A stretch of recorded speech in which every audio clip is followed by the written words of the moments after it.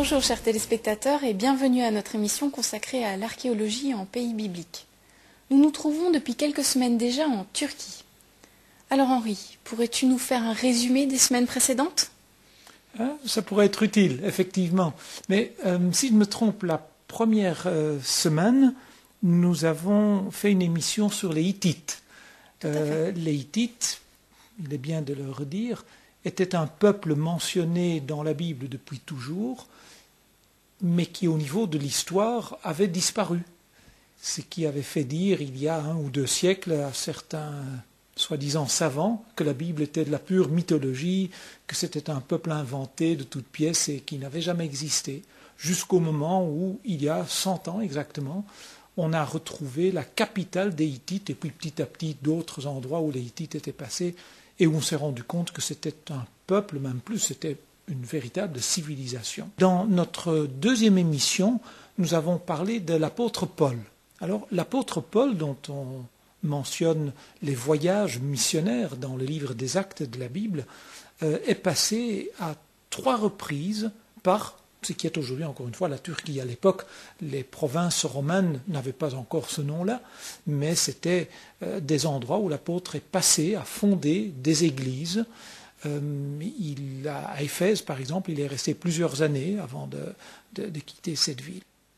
Et puis, la 3e émission concernait une contrée très touristique de la Turquie d'aujourd'hui, mais qui est touristique de par ses formations géologiques, et qui en fait était une contrée où l'apôtre Paul était passé, une contrée dans laquelle il y avait des chrétiens, jusqu'à récemment d'ailleurs, une contrée à laquelle il avait écrit toute une lettre, la lettre aux Galates, parce que ça s'appelait la Galatie à l'époque. Puis, la semaine dernière, 4e émission, nous avons parlé de l'apôtre Jean.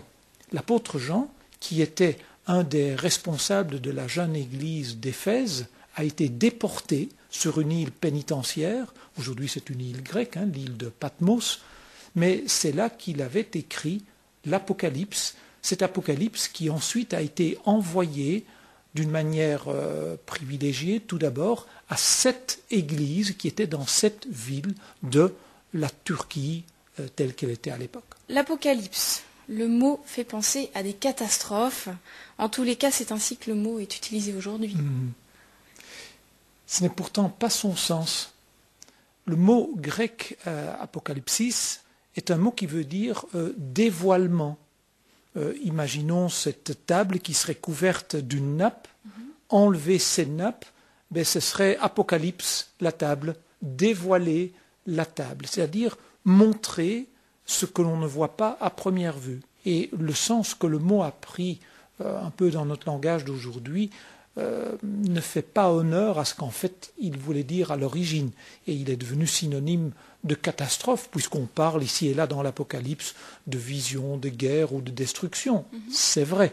Mais ramener le livre de l'Apocalypse à cette interprétation-là est donner une fausse image de l'ouvrage. Alors revenons maintenant à ces églises auxquelles la révélation est adressée. Éphèse, nous avons parlé la semaine dernière, Smyrne, Pergame, Thyatire, Sardes, Philadelphie et Laodicée. Suivons la route d'un coursier de l'époque, allant d'une ville à l'autre. Smyrne. Aujourd'hui, la moderne Izmir.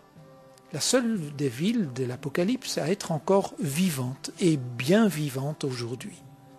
De la ville antique romaine ne subsistent que quelques ruines comme celle de l'Agora.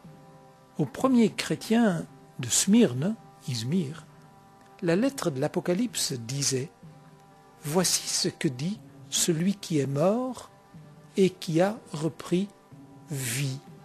Sois fidèle jusqu'à la mort, et je te donnerai la couronne de la vie. » Une ville toujours en vie depuis lors et jusqu'à aujourd'hui.